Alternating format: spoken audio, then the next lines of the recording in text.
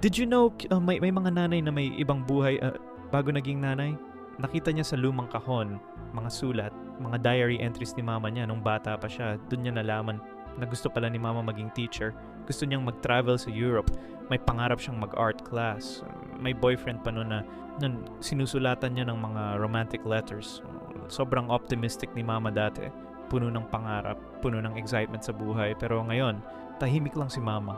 Walang kwentong pangarap, walang excitement. Parang naging iba na siya. Doon niya na-realize lahat ng yun binigay ni mama para sa kanila.